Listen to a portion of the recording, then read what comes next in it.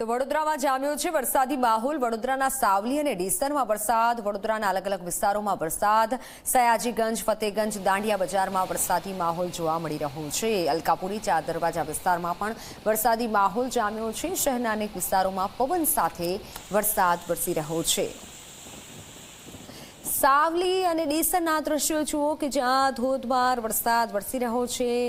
વડોદરાના અનેક વિસ્તાર અત્યારે પાણીમાં ગરકાવ છે અને ડીસરમાં, સાવલીમાં પાણી ભરાયેલા જોઈ શકાય છે।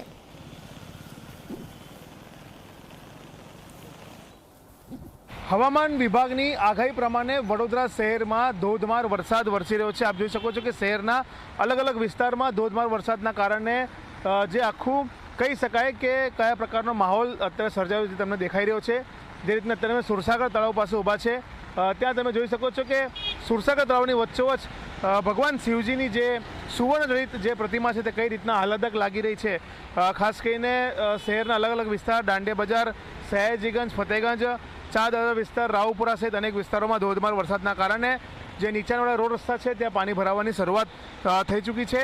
શહેર ઉપરાંત જે અલગ અલગ તાલુકાઓ છે, સાવલી, ડભોઈ, પાદરા, ડેસર, કરજણ, વાઘોડિયા, આ તમામ જગ્યાએ પણ ભારે વરસાદ વરસી રહ્યો છે। જેના કારણે જે જનજીવન છે તે ચોક્કસથી અત્યારે થોડું ઘણું પ્રભાવિત થયું છે। પરંતુ જે રીતના સતત વરસાદની જે આગાહી વ્યક્ત કરી તેના કારણે પ્રશાસને પણ 1 તારીખે એટલે કે આવતીકાલે તમામ સ્કૂલ, કોલેજ અને શૈક્ષણિક સંસ્થાઓમાં રજા જાહેર કરતો પરિપત્ર અને જાહેરનામું કલેક્ટરે બહાર પાડ્યું છે। એટલે કહી શકાય કે હવામાન વિભાગની જે આગાહી છે તે પ્રમાણે શહેરના અલગ અલગ વિસ્તારોમાં અને ગ્રામ્ય વિસ્તારમાં ધોધમાર વરસાદની શરૂઆત થઈ ચૂકી છે। કેમેરામેન મુકુંદ દવે સાથે રવિ અગ્રવાલ, જી 24 કલાક, વડોદરા।